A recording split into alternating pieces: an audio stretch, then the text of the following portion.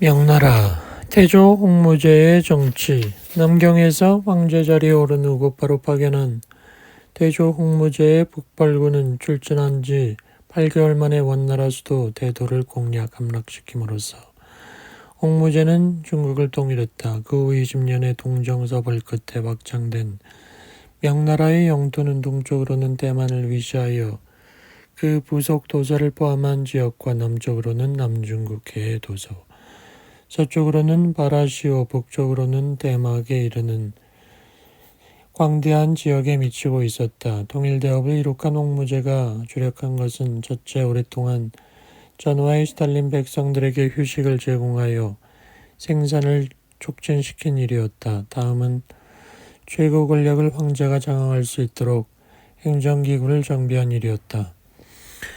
홍무제는 백성들에게 휴식을 제공하고 생산을 촉진시키는 정책으로 세금의 경감과 면세를 실시했다.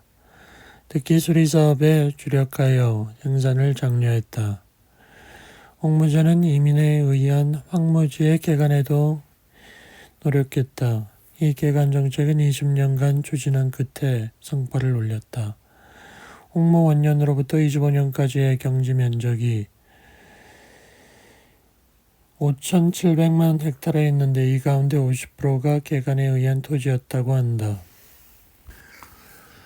홍무제는 초대 승상에는 이선장, 다음에는 왕광양을 기용했는데 왕광양은 죄를 얻어 죽임을 당했다. 그 후임으로 호유용을 기용했다. 그는 출세욕이 강한 인물이었다. 정원 대생으로 홍건군 봉기 때부터 주원장의 신복으로 활약했다. 그의 출세 경위는 이선장의 추천으로 태상소경이라는 차관급 관직에 기용된 때부터라고 할 수 있다. 이런 관계로 이선정과 호유용의 사이는 친밀했다. 명왕조 초기의 정계에서 두각을 나타낸 것은 이선장과 유기 두 사람이었다. 두 사람 모두 홍무제의 명참모로서 명왕조 창업의 최고 원훈이었다. 그런데 이들 두 사람 사이에 미묘한 움직임이 일기 시작했다. 그러자 유기는 성견지명이 있어서였다고 할까 자진해서 정계에서 은퇴를 선언함으로써 대립관계는 종식되었으나 이선장은 내심 불만을 가지고 있었다. 그 후 유기는 호유용에게 독살을 당했다는 소문이 퍼지기도 하였는데 이선장과 호유용의 사이가 친밀했다는 점에서 볼 때 유기의 제거는 아마도 이들 두 사람의 공모였을 것이다. 승상의 자리에 오른 후 호유용은 그 지위를 이용하여 당파를 결성하고 독단 전횡했다. 심지어 각 주연에서 올라오는 상주문 가운데 자기에게 불리한 내용은 올리지도 않았다. 태조 홍무제는 승상 호유용의 이 같은 행동이 좋지 않았다. 면밀히 감시했다. 그런데 호유용의 집과 주변에서는 이상한 일이 있었다. 우물과 그의 선대의 무덤에서 석순이 솟아나고 있었다. 그것은 길조라고 야단 법석을 떨었다. 호유용은 이건 분명 자신이 천자가 될 징조라 판단하고 모반을 꾀하게 되었다. 그는 어사대부, 진영, 중승, 도절 등과 거사계획을 짰다. 그러나 이 거사계획은 누설되었다. 홍무 13년 정월 홍무자의 한 사람인 도절이 모반이 실패할 것으로 보고 밀고 있기 때문이다. 이 기록과 달리 왕광양전의 기록에 의하면 도절이 밀고 한 것은 모반의 일이 아니고 유기의 독살 사건을 밀고 한 것으로 되어 있다.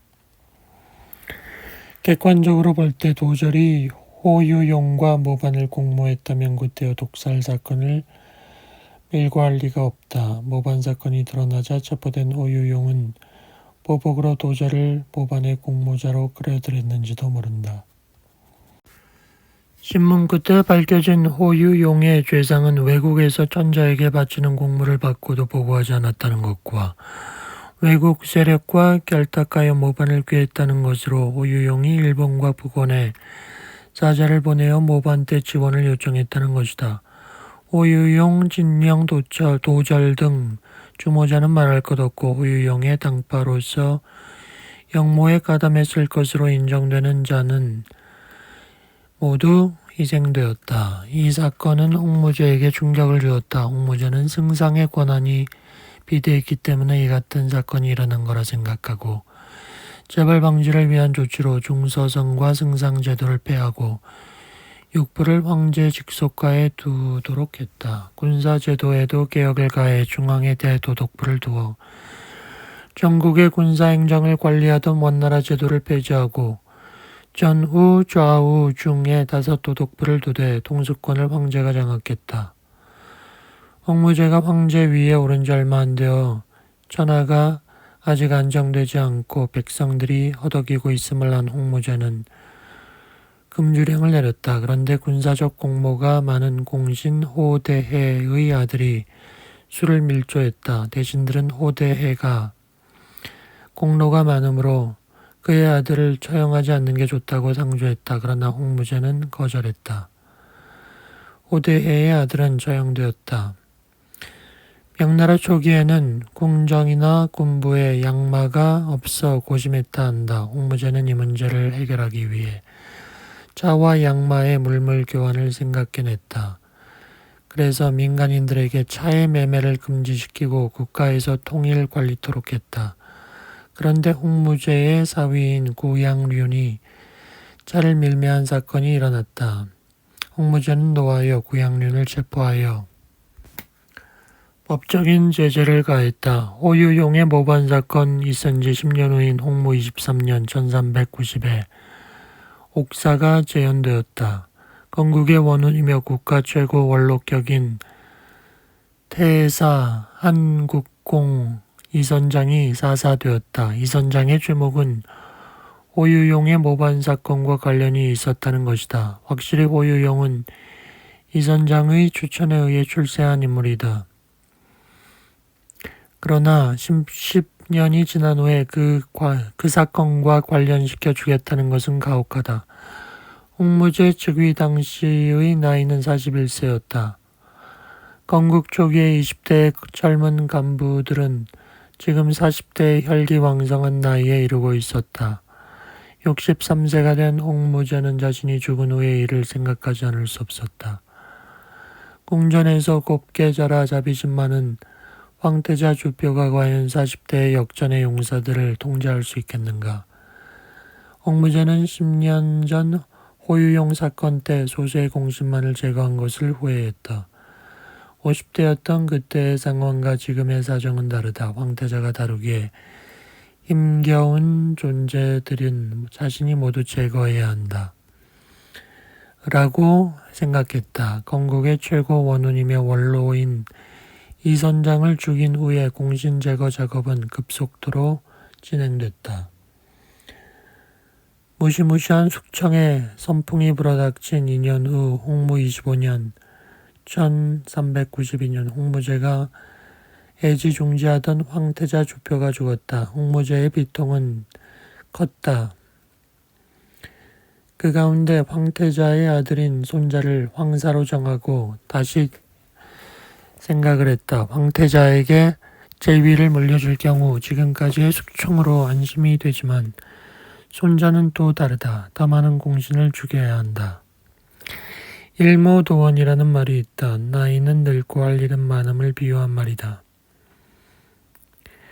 두 번에 걸친 숙청 끝에 대부분의 공신들은 제거되었으나 황사에게 장애가 되는 위험한 인물은 모두 제거해야 한다. 그래야 주시의 천하가 안전하게 될 것이다.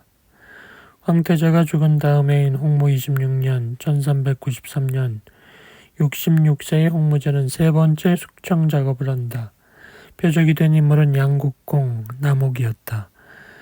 호유용의 경우도 그러했지만 홍무제가 숙청의 중심 인물로 겨냥한 자는 그들에 대한 세간의 여론도 좋지 않은 인물이었다. 남옥은 명왕조 건국 공신 상우춘의 처남이었다. 상우춘은 홍무제가 북벌군을 일으켰을 때 서달을 보조하는 부장으로 출천하여 전공을 세웠으나 회군하자마자 병사하였으며 남옥은 촉으로 출정하여 사천평정에 공이 있었다. 서달의 부장으로 막북에 원정했을 때는 원나라의 황자, 황녀, 후비 등 황족 130명과 장교 30명을 포함한 7만 명의 남녀 포로와 말낙타를 전리품으로 하는 공을 세웠다. 이 같은 전공을 빙자하여 남옥은 범법 행위를 저지르는 일이 많았다. 옥무제는 남옥에게 철권을 내리면서 그의 공적을 칭찬하고 아울러 범법 행위도 지적했다. 이에 불만을 품은 남옥은 더욱 오만한 행동을 했다. 옥무제는 특무기관인 금의위의 지휘자 장모의 고발이라는 형식을 취해 남목을 모반의 중심 인물로 체포 처형하고 그의 당파로 인정되는 자들을 주살했다. 3번에 걸친 숙청 작업으로 태조 홍무제를 도와 명왕조 기초를 구축한 문무공시는 거의 다 숙청되었다. 정난의 변. 홍무제가 죽은 뒤 얼마 안 돼 홍무제의 아들과 손자 사이에 피비린내 나는 골육상잔의 비극이 벌어진다. 홍무제의 넷째 아들인 연왕 주체와 황태손 주윤문과의 싸움이었다. 이것을 정난의 변이라고 한다. 홍무제가 71세로 죽자 황태손 주윤문이 즉위하니 이가 건문제이다. 그는 학문을 좋아하는 청년으로 즉위 당시 나이가 22세다. 명나라가 창업한 지 30년이 지났으니 무력의 시대가 지나고 문의 시대가 개막된다는 뜻에서 연호를 건문으로 정했는데 여기에는 건문제의 의견이 많이 존중되었다 한다. 5일담이지만 황태자 주표가 죽었을 때 홍무제는 연왕 주체를 황태자로 세우려 했다.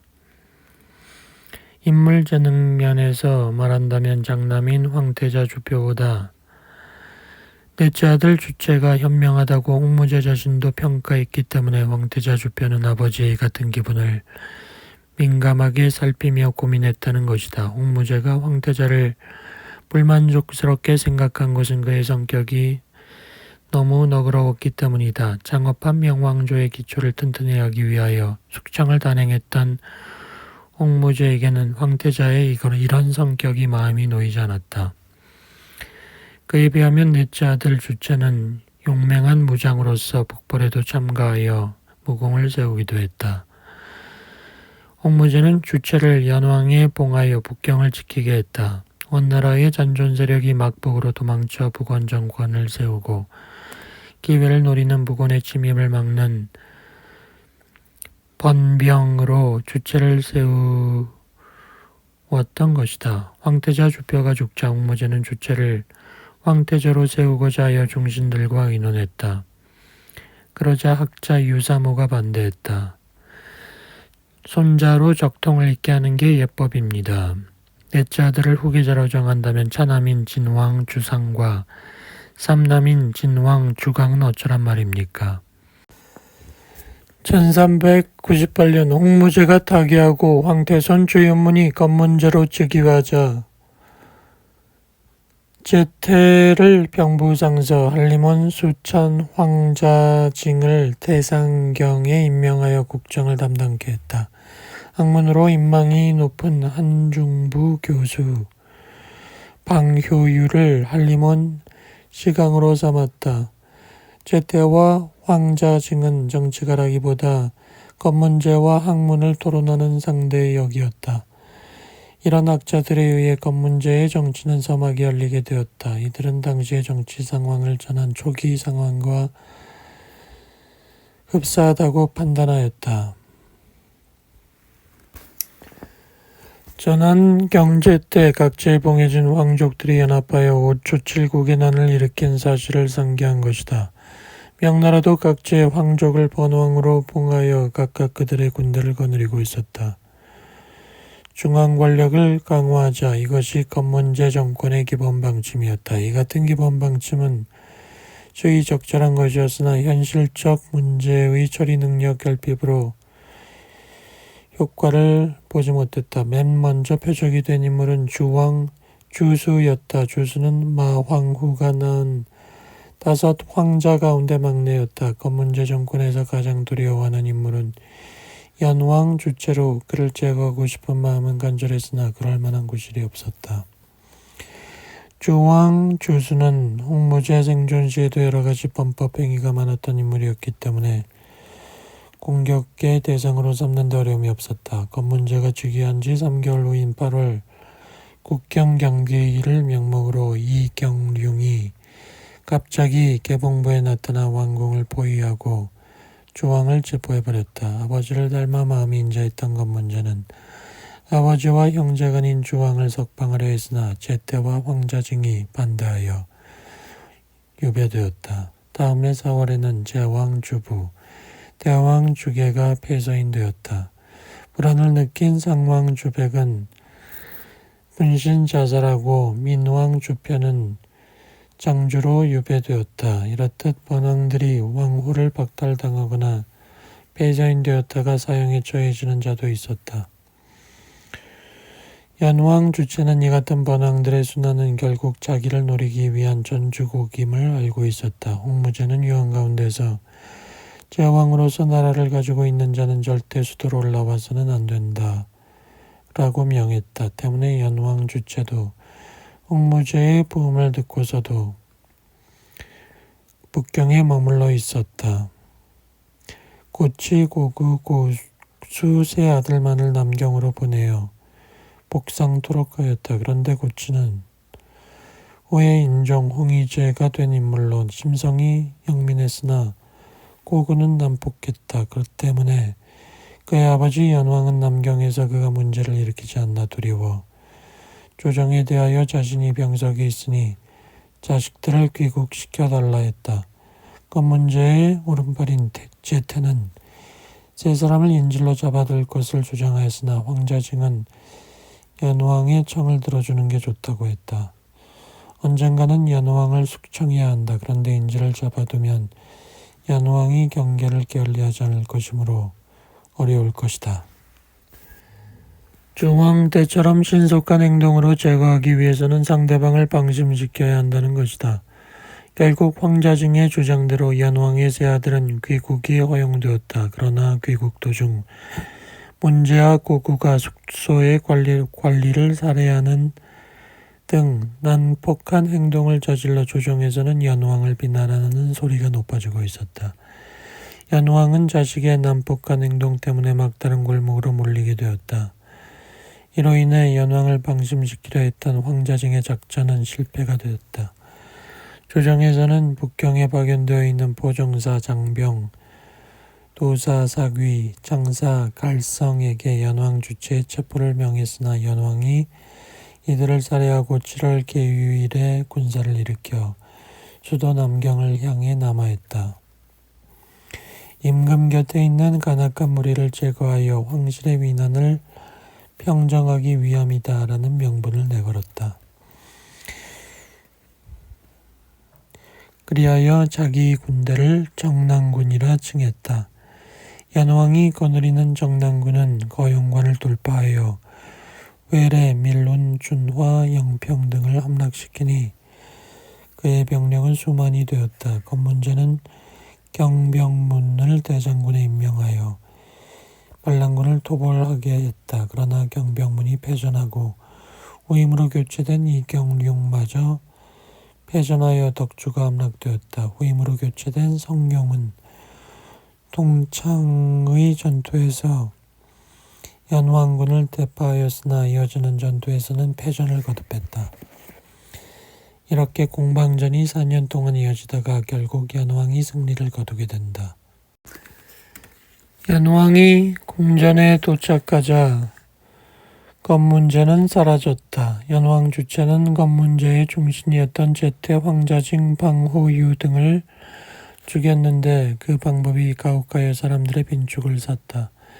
연왕 주체는 군신들의 추대를 받아 부득이 즉위한다는 형식을 취하여 제2에 오르니 이가 영락제이다. 영락제의 수석 참모는 도연이라는 승리했는데 도연은 방효유를 죽여서는 안 된다고 영락제에게 건의한 바 있다.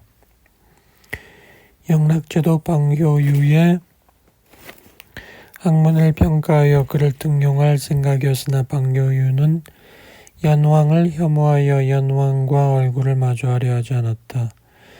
입궐할 것을 명하자 방요유는 소복차림으로 나아가 대성통곡하며 검문제의 죽음을 비통해야 하는 것이었다. 영락제는 그를 하옥시켰다. 그로부터 얼마 후에 있었던 일이다. 연왕은 즉위식된 애를 조서의 기초를 누구에게 맡길까 망설이고 있었다. 측근이 방효유를 추천했다. 그래서 영락제는 방효유에게 입궐할 것을 명했다. 그러자 이번에는 선배로 만든 상복을 입고 입궐하여 대성통곡하며 검문제의 죽음을 애통해야 하는 것이었다. 연왕은 지평록을 가져오게 하여 강제로라도 조서를 쓰게 하려 하였다. 그러자 방요유가 넉자에 글을 썼다. 연적찬위, 연나라의 역적이 제위를 찬탈함. 영락제가 말했다. 너는 죽는 게 두렵지 않는가? 목이 잘려 선열이 흐를지라도 조서만은 쓰지 않겠소. 결국 영락제는 칼로 방효유의 입을 찢고 친족을 체포하라고 했다. 당시의 관례상 구족이란 아버지의 일족 4대, 어머니의 일족 3대, 아내의 일족 2대를 합쳐 구족이라 하는데 10족이라는 말은 일찍이 전례가 없었던 일이다. 방효유의 친구와 문하생까지를 포함하여 10족이라 하였다 한다. 영락제는 방효유의 10족을 처형할 때 목을 자르기 전에 한 사람 한 사람을 모두 방효유 앞에 끌고 와 방효유에게 보이는 가혹한 행동까지 하였다. 영락제는 정난이라는 미명 아래 이렇게 잔인한 행위를 저질렀다. 하늘도 두려워하고 땅도 슬퍼할 만한 행위였다. 우세의 사가들은 진해시 황제와 영락제의 잔인성을 비교했다. 복군시 황제도 잔인하기로 유명했지만 죄인을 다스릴 때 3족을 멸하는데 그쳤을 뿐이다. 그런데 영락제는 10족까지 벌했으니 시황제를 능가한다. 영락제의 치적, 막북 원정과 안남정벌. 황제 자리에 오른 영락제는 문무양면에 걸쳐 재능을 발휘하여 민심의 안정과 공력의 신장에 힘을 기울였다. 영락제는 즉위 후 얼마 동안은 남경을 수도로 정하고 있었으나 그곳에 편안히 앉아 있을 수만 없었다. 막북으로 도망친 몽고의 잔존 세력이 대원 제국의 부흥을 노려 자주 침범하는 일이 있었기 때문이다. 영락제는 친히 군사를 거느리고 5차에 걸쳐 막북 지방에 원정하여 몽고 민족과 싸웠고 또 안남 수마트라에도 원정군을 파견했다. 황관 정화로 하여금 대함대를 이끌고 동남아, 서남아시아, 중동을 거쳐 동부 아프리카까지의 항로를 개척하게 했다. 영락제의 1차 몽고 원정은 영락 8년 1410년에 있었다. 영락제의 친정에 앞서 1409년 동몽고의 잔존 세력인 달단부의 벤야시리가 그들의 세력을 통합하여 강해지자 콧대가 높아져 명나라 사신을 살해했다. 이 보고를 받은 영락제는 구복을 대장군으로 삼아 10만의 군사를 이끌고 이를 토벌케 했다. 그러나 구복은 젤루렌강의 싸움에서 전멸당하게 된다. 다음에 영락 8년 1410년 영락제는 50만 대군을 거느리고 토벌에 나서 벤야시리를 오논강의 전투에서 대파했다. 벤야시리는 서문고에서 새로 일어난 오이라트부로 도망쳤다가 그곳에서 살해되었다. 벤야시리의 부장 아루타이는 홍안령으로 도망쳐 저항했으나 항복했다. 동몽고의 달단이 명나라에 의해 타격을 받자 이번에는 서몽고의 오이라트가 강력해져 국경을 침범했다. 영락제는 제2차 친정에 나서 오이라트를 드라강에서 격파했다.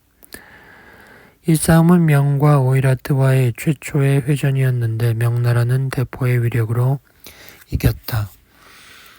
2차 원정 후 영락제는 수도를 남경에서 북경으로 천도한다. 북방 민족과의 싸움이 한두 번에 그치지 않고 장기화할 경우에 천자가 남경에 있으면 신속히 대처할 수 없는 불리한 점이 있었다.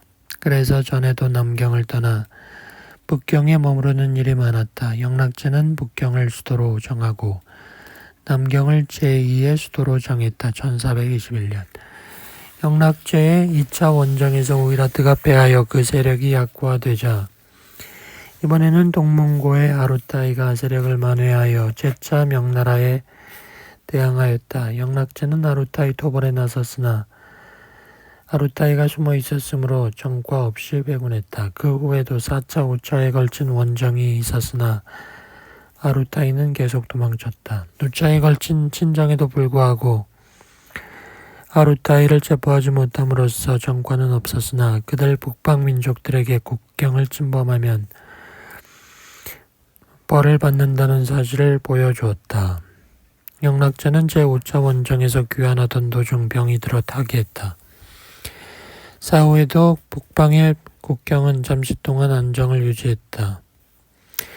영락제는 북방에 친정하기 4년 전인 영락 4년 1406년 현재 베트남인 안남에 출병하여 병합했다. 당시 안남에서는 진시 왕조가 호씨의 세력에게 밀려나 진시 대신 호씨가 정권을 세우고 있었다. 호씨에게 밀려난 진시 왕조의 진천평이 명나라의 망명에 있었다. 영락제는 진천평을 안남왕으로 세우기 위하여 그를 안남으로 보냈으나 호씨가 진천평을 죽였다.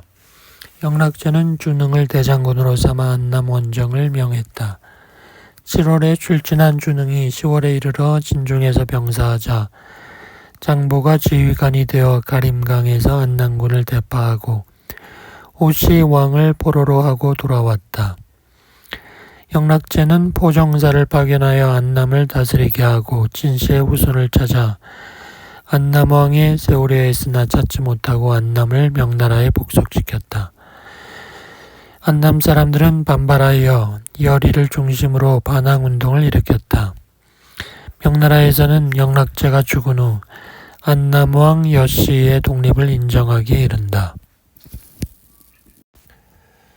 정화의 원양항해 영락제의 제2의 대남 정책은 환관 정화에게 명해 7회에 걸쳐 남해 제국을 초유한 일이었다. 영락제의 막북 친정이나 안남 원정 등은 그의 세계 제국 지향의 야망을 반영한 것이었다. 이 같은 대규모의 원정을 강행할 수 있었던 배경은 쇄국주의적 정책을 취한 홍무제가 국가 경제를 충실히 했기 때문이다. 영락제의 사업으로서 특기할 7회에 걸친 대항해는 환관 정화에 의한 것이다. 이 7차 항해 가운데 마지막 7회는 영락제가 죽은 후 그의 손자 선덕제 때 실시되었다. 정화는 홍무 4년 1371년 운남의 곤양에서 태어났다. 본 성명은 마삼화였다. 곤양에서 태어난 마씨의 자손이 어떻게 해서 정화라는 이름으로 바뀌고 환관이 되었나. 정화가 태어난 것은 홍무 4년이니 이 해는 홍무제 조원장이 명을 세운 지 4년이다. 당시 명나라는 아직 운남을 평정하지 못했다. 운남이 명나라의 수중에 들어온 것은 홍무 15년이다. 홍무 14년 정남 장군 부덕의 지휘 아래 남옥과 모경이 좌우 부장군이 되어 운남 토벌에 나섰다. 그때까지 운남은 원나라 잔존 세력이 지배하고 있었다. 정화의 아버지는 마하지였는데 그의 집안은 원나라의 함양왕의 으로서 원나라 세력과 유대 관계를 가지고 있었다. 명나라 원정군이 운남을 토벌하자 마하지는 명군에 저항하다가 전사했다. 명군에 저항했으므로 정화의 일가족은 반항 세력이 되어 당시 10세였던 정화는 거세당했다. 그 후 명나라 군사에게 연행되어 전리품으로써 홍무제의 넷째 아들인 연왕 주체에게 헌상되었다.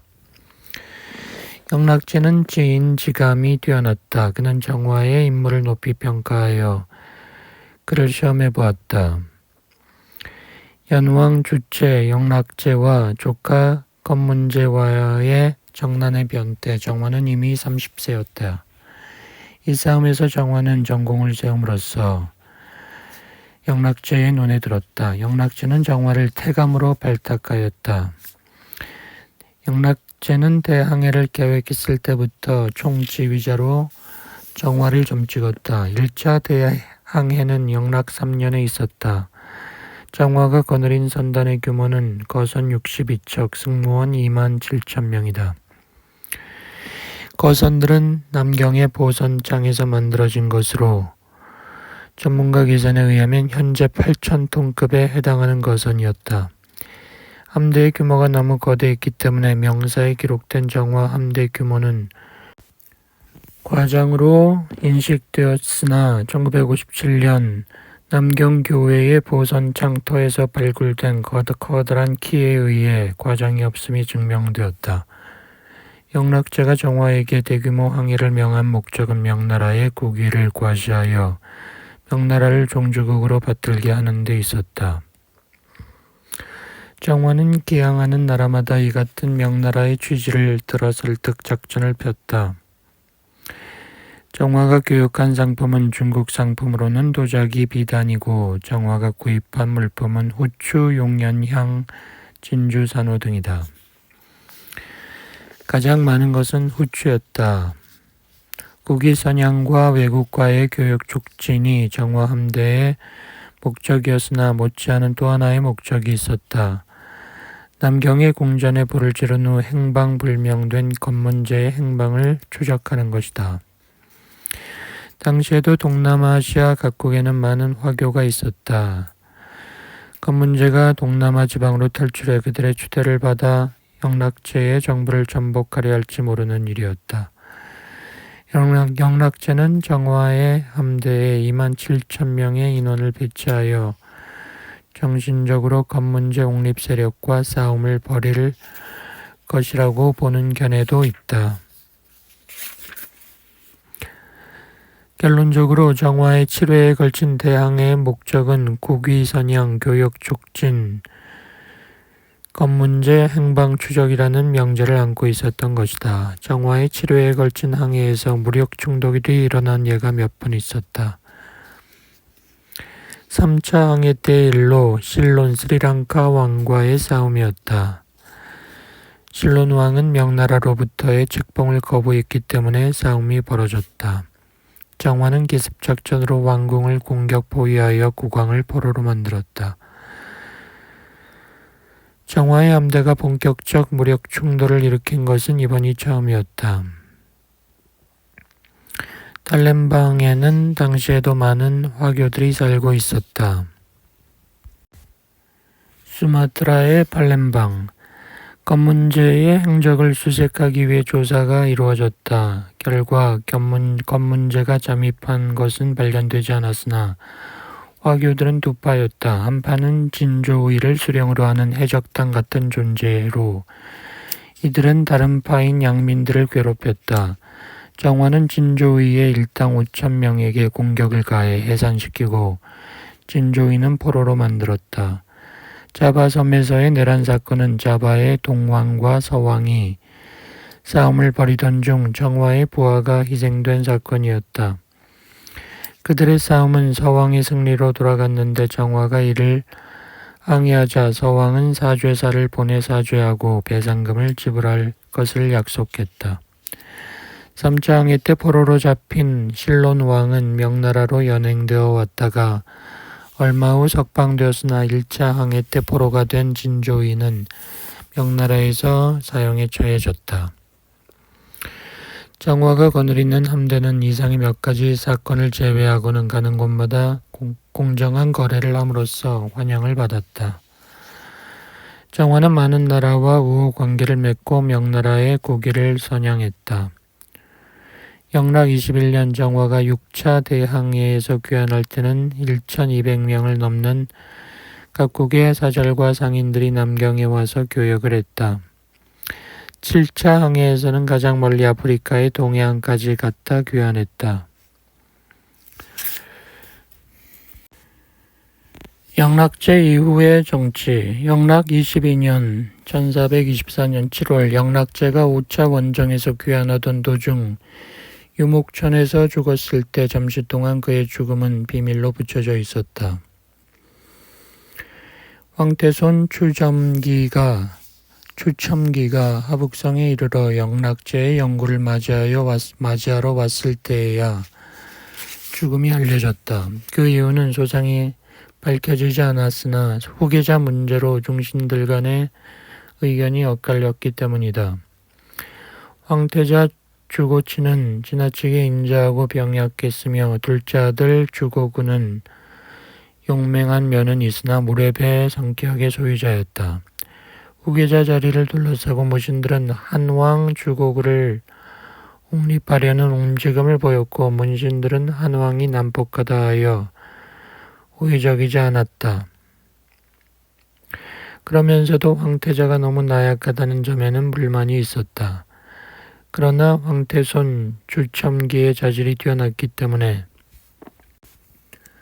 중신들은 일단 황태자 주고치를 후계자로 옹립하는 데 양해가 이루어졌다. 황태자는 그의 아들 주첨기의 덕을 본 셈이다. 황태자 주고치가 즉위하니 인종 홍의제다. 홍의제는 병약하다기보다 이상체질이었다. 지나치게 비만하여 보행도 불편했다. 즉위한 다음에 홍의로 개원했기 때문에 홍의제라 한다. 그러나 즉위한 지 1년이 못 되어 타계했다. 제위는 1년이 못 됐지만 아버지 영락제가 원정에 나설 때는 황태자로서 황제의 정무를 대행했다. 영락제의 죽음 소식을 듣고 정식으로 즉위하기 전에 한 일은 4년 이상이나 투옥되어 있던 호부상서 하원기를 석방한 일이었다. 하원기는 영락 연간에 정치가로 호부상서로 있으면서 북경천도, 대항해 등에 따르는 재정을 원활하게 조달했다. 영락 19년 친정 논의가 일자 하원길은 지나친 백성들의 부담과 경비 부담을 들어 반대하다가 투옥되었던 것이다. 홍의제가 정식으로 제위에 오르기 전에 하원길과 오중을 석방한 것은 자신도 또한 이들과 같은 의견이었기 때문이다.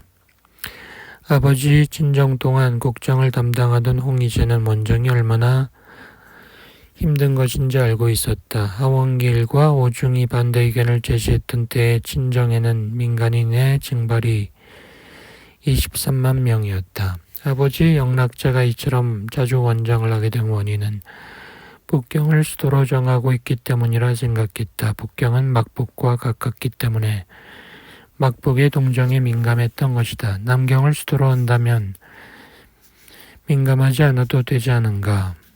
그래서 바로 남경 천도를 고려했다. 이 같은 홍의제의 천도 계획은 영락제의 세계 팽창 정책에서 태조 홍무제의 민족국가 지향적 수축 정책으로의 전환을 의미한다. 홍의제의 뒤를 이어 제위에 오른 선덕제 주첨기는 즉위한 지 얼마 안 되어 숙부인 한왕 주고구의 반란이라는 국면을 맞는다. 홍의제가 죽었다는 급보가 남경에 머무르고 있던 황태자에게 전해지자 황태자는 북경으로 향했다. 이 같은 사실을 안 한왕 주고구는 암살하려 했으나 실패한다. 황태자 주첨기가 북경에 돌아와 즉위한 다음 해인 선덕원년 1426년 8월 안왕은 마침내 반란한다. 선덕제 주첨기는 검문제처럼 우유부단하지 않았다. 그는 정난의 변에서 얻은 교훈이 뭔가를 알고 있었다. 숙부인 한왕 주고구의 모반을 보고받은 선덕제는 양령의 진원에 따라 친정에 나섰다. 남경의 궁전에 앉아서 출진한 장병들에게 숙부를 죽였다는 누명을 쓰지 말게 하라는 조서를 내린 검문제와는 달랐다. 선덕제가 친정에 나서 나간을 공격하자 안왕은 저항할 힘을 잃고 항복했다. 반란에 가담한 자 640명이 죽었고 국경 수비군으로 쫓겨난 자가 1500 명에 달했다. 한왕 주고구와 가족들은 유폐되었다. 그로부터 수년 후 선덕제가 소요성에 거동하여 그들의 동태를 살피던 중 주고구가 선덕제를 발로 찼다. 선덕제는 노하여 항아리에 주고구를 집어넣고 뚜껑을 덮었다. 주고구는 뚜껑을 밀치자 뚜껑이 움직이며 젖혀지려 했다. 선덕제는 결국 불로 그를 죽였다. 명나라 역대 황제 가운데 선덕제는 현명한 군주로 손꼽힌다. 그는 세 사람의 양씨를 측근에 두어 정치적 비서역으로 삼았다.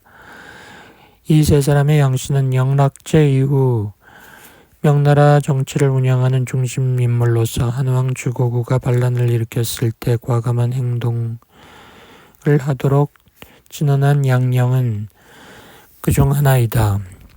가장 나이 많은 사람은 양삭이었고 양령은 양삭이보다 6세 적었다. 또 한 사람 양부는 양령보다 1살 적었다. 셋 모두 영락제 때 등용되어 황태자 교육을 담당했다. 영락제가 죽고 홍의제가 즉위하자 이들은 문연각, 문화전 등의 학문연구기관에 관리자로 임명되어 황제의 고문이 되었다. 홍의제가 죽고 선덕제가 즉위한 후에도 황제의 신임은 두터웠다. 왕조의 장악기에는 일정 기간 혼란이 있고 이 혼란이 끝나면 안정기를 맞는데 이 안정기에는 현명한 군주와 안정된 정치적 기반 위에 선치가 기대되는 시기이기도 하다. 전한 초기의 문경의 치가 그러했고 당나라의 정관의 치가 그러했다. 명나라 시대의 선치로는 인종 홍의제와 선덕제의 치세인 인선의 치를 손꼽는다. 이 선치를 이룩하는데 공헌한 중심 인물이 세 양씨이다. 명나라 내우외환 황관의 발로 선덕제가 38세 나이로 타계하고 손황후가 낳은 황태자 주기진이 9세 나이로 즉위하니 영종이다.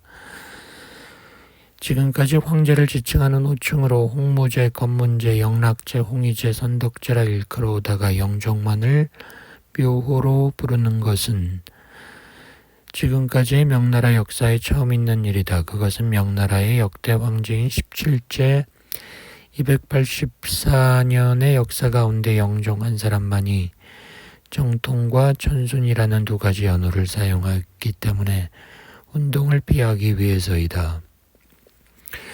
홍무제가 건국한 지 68년째 명나라는 처음으로 나이 어린 황제를 맞았다. 선덕제 유조에 따라 영종의 할머니 태후 장씨가 정무를 담당했다. 그러나 세 사람의 양씨에게 국정의 운영을 위임했다. 나이 어린 영종의 입장에서 보면 젊은 측근이 필요했다. 그래서 영종도 그가 왕태자 시절에 그의 교육을 담당했던 환관 왕진을 기용했는데 이 왕진의 기용은 어두운 그림자를 드리웠다. 명나라 역사상 황관에 의한 폐해는 영종 때부터 비롯되기 시작했지만 영종 초기에는 태후 장씨가 세 사람의 양씨에게 운영을 맡겨 역사상 내각 정치의 효시로 일컬어지는 정치체제를 형성했기 때문에 왕진도 힘을 못 썼다. 양령이 정통 5년 70세로 죽고 이어 정통 7년에 태후 장씨가 죽었다. 그리고 양삭이는 그의 아들의 일로 근신 중이어서 정치 참여를 못했다. 이때에 이르러 왕진은 본 모습을 드러냈다. 양보 혼자서 고군분투했으나 왕진의 횡포를 막지 못했다. 그 가운데 양삭이가 정통 9년 80세로 타계하고 양부마저 정통 11년 75세로 타계하자 왕진은 날뛰었다. 내각에는 마유, 고곡, 조정이 있었으나 힘을 못 쓰고 내각 권한은 점차 사례감으로 같다. 사례감의 장관은 왕진이었으므로 그가 전횡하였다. 영종은 어렸을 때부터 교육을 담당했던 왕진을 왕선생이라 부르고 반대하는 일이 없었다. 왕진의 횡포를 예로 들면 태왕 태후가 죽은 다음에 그는 궁전의 동쪽에 대저택을 짓는가 하면 지화사를 조용하고 미얀마의 토벌군을 파견했다. 알림원 시강유구는 조서에 따라 개조서로 된 상주문을 작성해 올렸는데 왕진을 비판했다. 그러자 왕진은 마순에게 명하여 유구를 죽였다.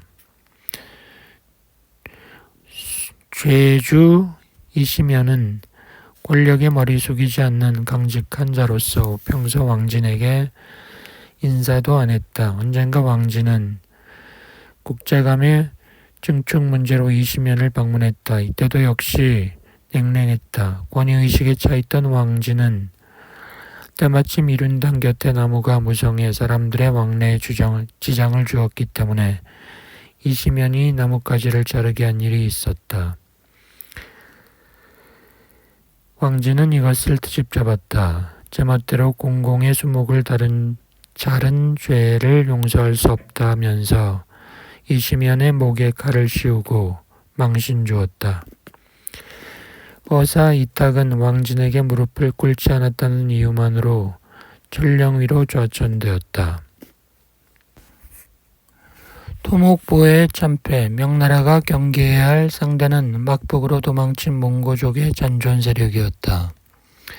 자신들을 몰아낸 명나라에 대해서 복수의 칼을 갈며 노리고 있는 것은 변하지 않았다. 창건 이후 몽고의 세력은 동쪽의 달단과 서쪽의 오이라트가 명나라 군사적 행동 여하에 따라 성세를 되풀이하는 상황이었다.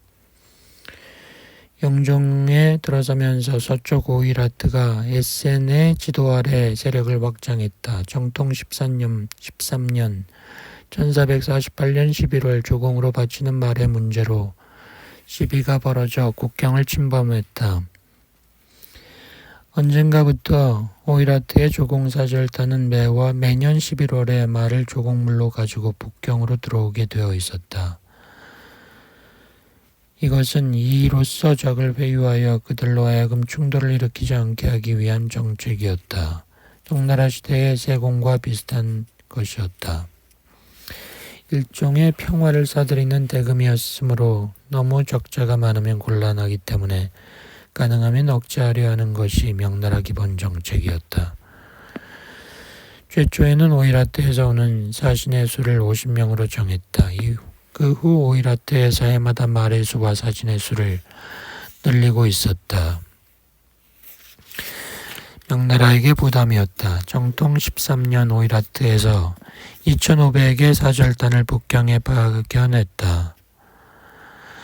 이렇게 숫자를 불리는 일은 흔히 있었던 일이었다. 그러나 왕진은 실제 인원에 한해서만 은상을 내렸다. 오이라트의 에세는 화를 누르지 못했다. 인원을 불리는 일은 관례인데 이를 인정하지 않다니 괘씸하다. 다음해 7월 오이라트군은 명나라 국경을 침범했다. 요동으로부터 서쪽 감숙성에 이르기까지 전 국경에 걸쳐 노도처럼 밀려왔다. 에센이 직접 거느리는 주력 부대는 산서의 대동을 공격했다. 양화의 전투에서는 감군으로 있는 환관 곽경의 작전 미숙으로 대패했다. 명나라 조정에서는 영종이 임석한 가운데 중진회의가 열렸다. 왕진은 영종의 친정을 권했다. 친정이 결정되어 영종은 50만의 대군을 거느리고 북경을 출발했다. 북경은 영종의 동생 주기옥을 유수로 삼아 지키게 했다. 황제의 친정 행렬이 거용관을 넘자 군신들은 머물라고 진언했으나 왕진은 듣지 않았다. 왕진의 의견에 거역하는 자는 엄벌이 내려졌다. 그러나 그는 군사작전에는 백지였다. 50만이라는 병력의 숫자만 믿고 있었다. 8월 2일 영종은 대동에 도착하였다. 왕진은 무턱대고 북으로 진군하려 했다. 왕진의 머리에는 영락제가 친정할 때 몽고군이 명나라 50만 대군을 보고 숨은 옛 생각으로 가득 차 있었다. 그러나 양화의 전투에서 패배를 체험한 황관 곽경이 오이라트군의 용맹을 얘기했다. 그래서 일단 회군했다. 왕진은 자진해서 거세 수술을 받은 인물로 보통 사람으로는 상상할 수 없는 자기중심주의자였다. 그는 회군하는 길을 자영관에서 북경으로 도달하는 직행길을 버리고 울주로 우회하는 길을 택했다. 군대 행진이 40리 정도 움직였을 때 이래서는 안 된다는 생각이 스치고 지나갔다. 당시 울주 지방은 벼이삭이 황금 물결을 이루고 있어 수확기를 앞두고 있었다. 자기 고향의 농작물은 피해 입혀서는 안 된다 생각한 것이다. 그래서 다시 길을 변경하여 선부를 경유하기로 했다. 왕진의 행군길 변경 명령에 따라 정군은 우회하여 다시 북쪽으로 향했다. 이 때문에 군대가 필요해졌다. 병부장서 광야가 진언했다. 정예군으로 호위군을 편성하여 황제의 후방을 호위케 하여 황제 일행은 거용관으로 직행하는 게 좋겠습니다. 왕진은 콧방귀를 뀌었다. 병부장서 광야가 대꾸했다. 나는 사직과 백성들을 위해 말했을 뿐이요. 왕진은 좌우 사람들을 꾸짖어 광야를 물리치게 했다. 왕진이 다시 택한 길은 북쪽에 치우쳐 있어 오이라트 군대가 자주 출몰하는 곳이었다. 에세는 길게 뻗쳐 행군하는 명군의 최우미 부대에 공격을 가했다. 황제의 호위군을 지휘하던 공순후 오극충과 그의 동생 도독 오극근이 전사했다. 이를 구원하기 위해 성국공 주용과 영순백 설수가 4만의 군대를 이끌고 달려왔으나 이들도 괴멸했다. 명군은 다음날 토목이라는 곳에 도착했다. 이곳에는 영락제 때 쌓아놓은 성체가 있었고 이곳에서 10킬로 되는 곳에 회례성이 있었다. 제장들은 회례성으로 들어갈 예정이었다. 그런데 왕진은 수송부대가 도착하지 않았으니 그대로 토목의 성체에서 기다려야 한다고 했다.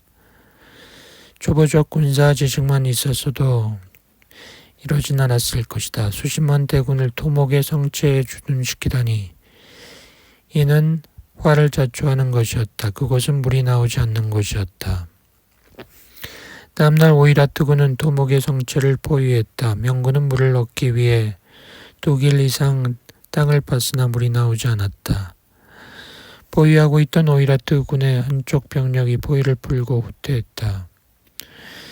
갈증에 시달린 명군은 죽기를 기다릴 수 없었다. 빠져나오면서 공격을 하였으나 오이라트 4만 기병에게 섬멸되고 말았다. 수십만의 사망자가 났다. 왕진은 호위장교에게 박살당하고 영종 친정을 반대했던 병부상서 광야와 종사령관 영국공 장보 등은 조정 왕좌 등의 중심과 함께 옥쇄하였다. 영종은 주저앉아 있다가 오이라트군의 포로가 되었다. 이것이 토목의 변이다. 토목의 변이 전해지자 북경의 조야는 동요하였다. 황태우 손씨의 명에 따라 영종의 이복 동생 성왕 주기옥이 감국으로서 국정을 담당하다가 제위에 올랐다. 포로가 된 영종을 상왕으로 추대하고 다음 해에 연호를 경태로 고쳤기 때문에 성왕은 경태제로 불린다. 경태제가 즉위하자 중신들은 왕진 일족에 대한 처벌을 하려는 움직임을 보였으나 경태제는 애매한 태도를 보였다. 중신들이 서둘러 처벌을 요구하자 경태제는 마지못해 왕진의 일파였던 마순에게 왕진 일족을 체포하라 했다. 그러나 백관들은 마순을 보는 순간 이자도 왕진의 앞잡이다. 죽여야 한다고 외치며 달려들어 마순과 두 사람의 황관을 박살하였다. 경태제가 어쩔 줄 몰라 하자 병보시랑 오겸이 달려와 경태제에게 말했다. 마순은 죽어야 합니다. 백관들의 이 같은 행동은 오국 충정에서 나오는 일이니 헤아리십시오. 경태제가 오겸의 말을 듣고 노여움을 풀자 백관의 감정들도 진정되었다. 왕진 일족은 체포되어 주살되고 왕진의 재산이 몰수되었다. 도목의 변에서 대승을 거두고 영종을 포로로 한 에세는 영종을 방패로 유리한 협상을 벌이려 했으나 명나라에는 이미 경태제가 있었다.